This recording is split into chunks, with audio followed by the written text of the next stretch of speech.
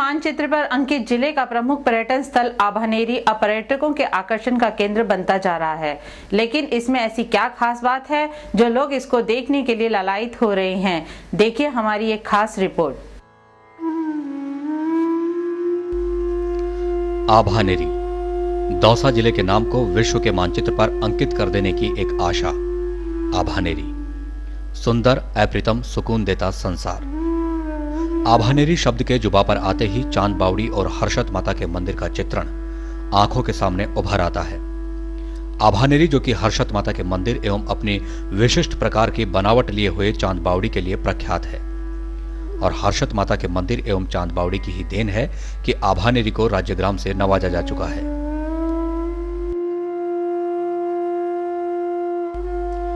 हर्षत माता के इस विशालकाय मंदिर का निर्माण चौहान वंशीय राजा चांदमल ने 8वीं-9वीं शताब्दी में करवाया था। राजा चांदमल 8वीं-9वीं शताब्दी में आभानेरी के राजा हुआ करते थे।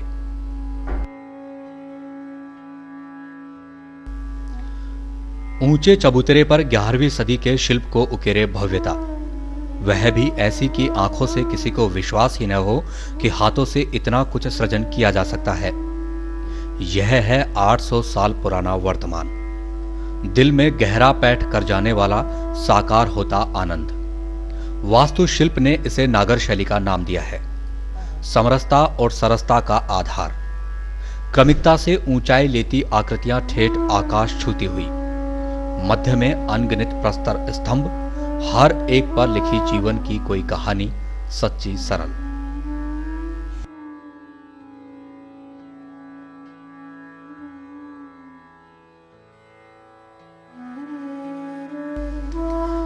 तीन 300 खंबे रहे होंगे तब यहां। विशाल प्रांगण, संगमरमरी फर्श, स्फटिक के चौके, दिपदिपाता गर्भगृह और भी न जाने क्या क्या। किंतु आज इस विशाल संसार में राजा, प्रजा, दरबारी, साम्राज्य, शासन, शासित क्या बदला है? अभी सिर्फ समय, 800 वर्ष। बाकी वैसे ही चल रहा है निरंतर। मौसम बदले होंगे, लम्हे बदले होंगे, साम्राज्य और उनकी व्यवस्थाएं बदली होंगी, पर जो बदलना चाहिए था वह आज तक वैसे का वैसा है।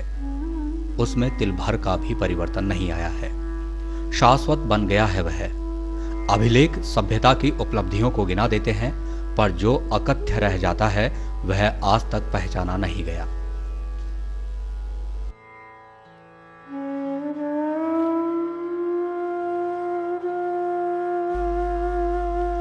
हर्षत माता यहां की कुलदेवी और उनकी नीलम से बनी मूर्ति।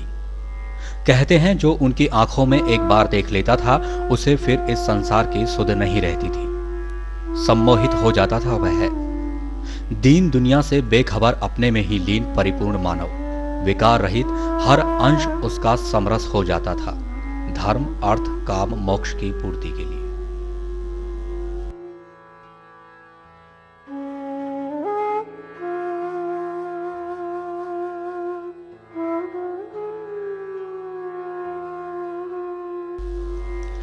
आठवीं 9वीं शताब्दी में यहां इस प्रकार के 3 मंदिर हुआ करते थे, लेकिन 1021 से 1020 ईस्वी में महमूद गजनवी, जो कि भारत लूटपाट के मकसद से आया था, उसने हर्षत माता के दाएं बाएं स्थित दोनों मंदिरों को ढहा दिया था। महमूद गजनवी ने हर्षत माता के मंदिर में रखी कीमती मूर्तियों को खंडित कर दिया था। आज भी हर्षत माता के मंदिर में रखी ये खंडित मूर्तियां लूटपाट की उस घटना की द्योतक हैं। जयपुर के महाराजा सवाई मानसिंह द्वितीय ने हालांकि इस हर्षत माता के मंदिर का जीर्णोद्धार तो करवा दिया, लेकिन ये खंडित मूर्तियां तो आज भी महमूद गजनवी की उस नृशंस लूटपाट की घटना को याद कर रोती सी प्रतीत होती हैं।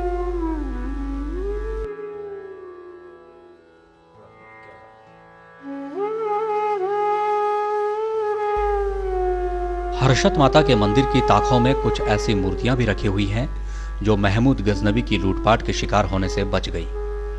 यही वो मूर्तियां हैं जो पर्यटकों को अपनी ओर आकर्षित करती हैं।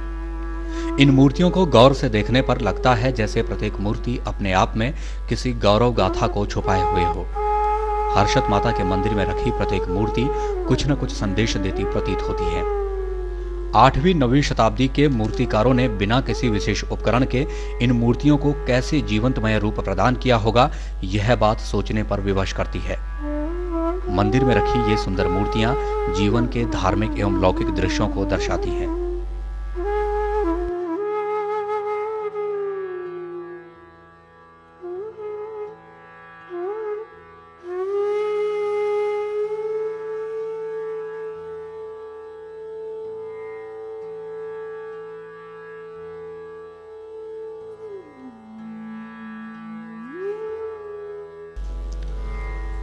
हर्षद माता के मंदिर के अलावा आभानेरी की ही एक और विशेषता यहाँ की चांद बावड़ी। इस बावड़ी का निर्माण भी 8वीं-9वीं शताब्दी में ही करवाया गया था। इस चांद बावड़ी का निर्माण निकुंभ के राजा चांद ने करवाया था, इसीलिए उसी के नाम पर इस बावड़ी का नाम चांद बावड़ी रखा गया।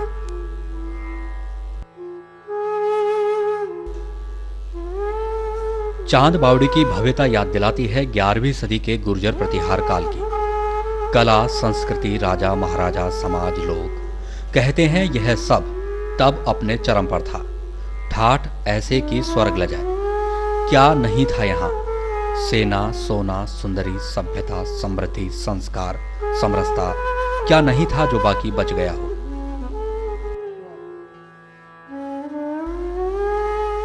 कहते हैं इस बावड़ी पर रोज राजा रानी नहाने आया करते थे। प्रजा पूजती थी यहाँ के राजाओं को।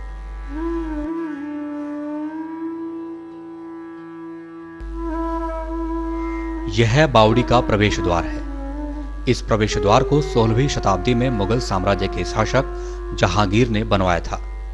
इन दरवाजों पर फूल पत्तियों जैसी कलाकृतियां बहुत कम देखने को मिलती हैं।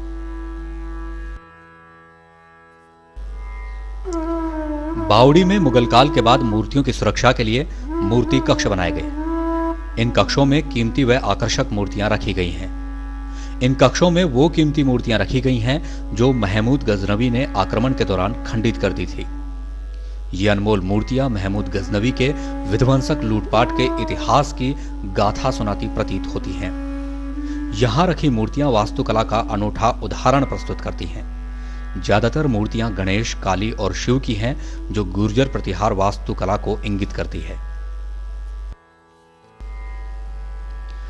चांद बावड़ी की मुख्य विशेषता वी आकार लिए हुए यहाँ की सीढ़ियां, ज्यामितीय और वास्तुशास्त्रीय संकल्पनाओं का मणिकांचन संयोग। जिधर देखो उधर कलात्मकता का वैभव पंख पसारे हुए है।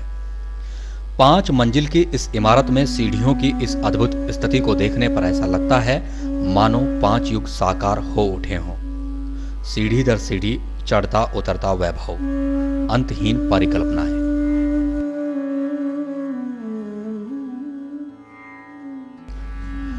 अद्भुत नजारे युक्त इन सीढ़ियों की तलहटी पर है बावड़ी का ठहरा हुआ पानी। बावड़ी में इस समय लगभग 15 फीट पानी है। यहाँ के लोगों का कहना है कि हमने कभी बावड़ी का पानी सूखते हुए नहीं देखा। यहाँ के लोगों का कहना है कि पूर्णमासी के दिन जब चांद बावड़ी के पानी के केंद्र पर आता है तो बावड़ी का पानी और सीढ़ी दोनों चमकते हैं, जो कि एक देखने लायक नजारा होता है।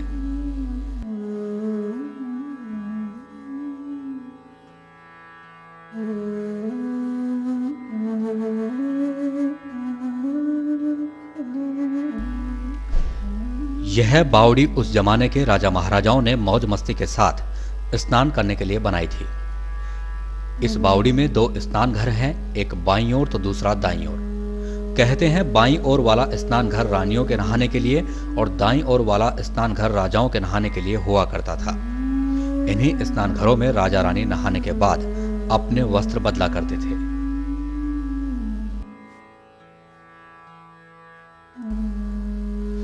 यह बावड़ी का पहरेदार कक्ष हुआ करता था। इस कक्ष में बावड़ी का पहरेदार रहा करता था। यह बावड़ी का बैठक कक्ष हुआ करता था। इस बैठक कक्ष में राजा रानियां बैठकर गप्पे लड़ाया करते थे। इस कक्ष में चौतरफा जालियां होने के कारण यह वातानुकूलित कक्ष हुआ करता था। इसमें राजा महाराजा गर्मी के दिनों में बैठकर ठंडक लिया करते थे।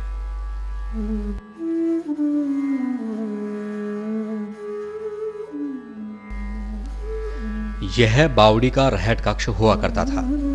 इस रहट कक्ष में बैलों द्वारा बावड़ी से पानी खींचने का कार्य किया जाता था। ये वो सीढ़ियां हैं जिनके माध्यम से बैलों को रहट कक्ष तक लाया जाता था। ये सीढ़ियां दाईं से बाईं ओर झुकी हुई हैं और बनावट में इस प्रकार बनाई गई हैं कि रहट कक्ष तक उतरते वक्त बैलों को परेशानी का सामना न करना पड़े।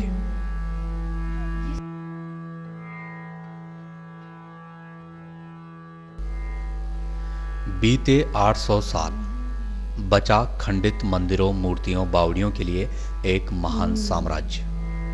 कैसे रहे होंगे वे हाथ जिन्होंने इन्हें सृजित किया होगा। आज भी बच गई प्रतिमाएं, स्पंदन, प्रेम, भावना, जीवन, मृत्यु और भी न जाने क्या क्या। शायद आभानेरी को कोई शाप ही लगा होगा। आभानेरी के हर्षत माता के मंदिर एवं चांदबावड़ी के जर्रे जर्रे से आज भी कई गाथाओं की आहट कानों में सुनाई पड़ती है। लेकिन अब शायद ही आभानेरी का वह स्वरूप पुनः लौट पाए जो 8वीं 9वीं शताब्दी में हुआ करता था।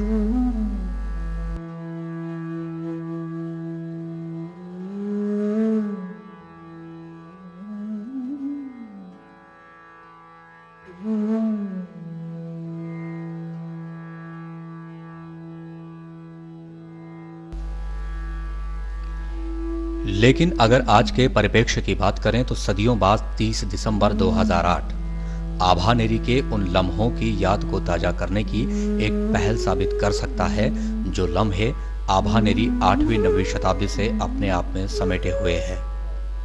30 एवं 31 दिसंबर को यहाँ हुए 2 दिवसीय आभानेरी फेस्टिवल से लगता है कि आभानेरी को विश्व के मानचित्र पर अंकित होने से अब कोई नहीं रोक पाएगा।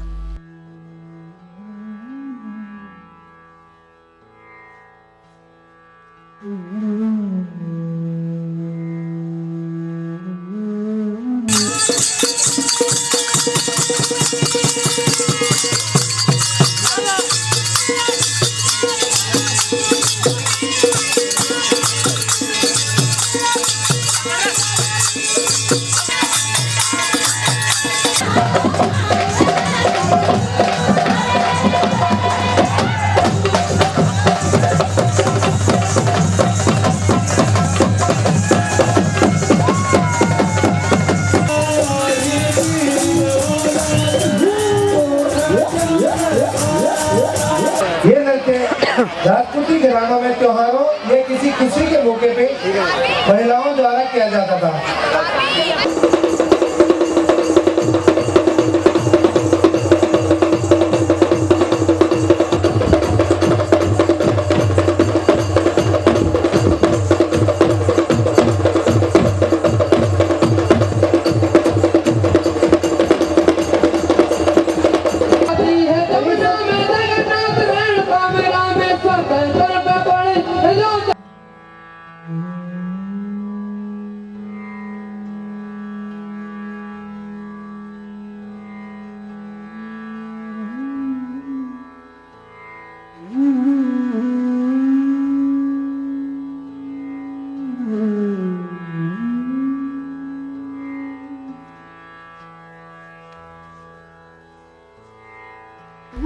इस पुरातात्विक स्थल का महत्व सरकार एवं आमजन को समझ में आने लगा है।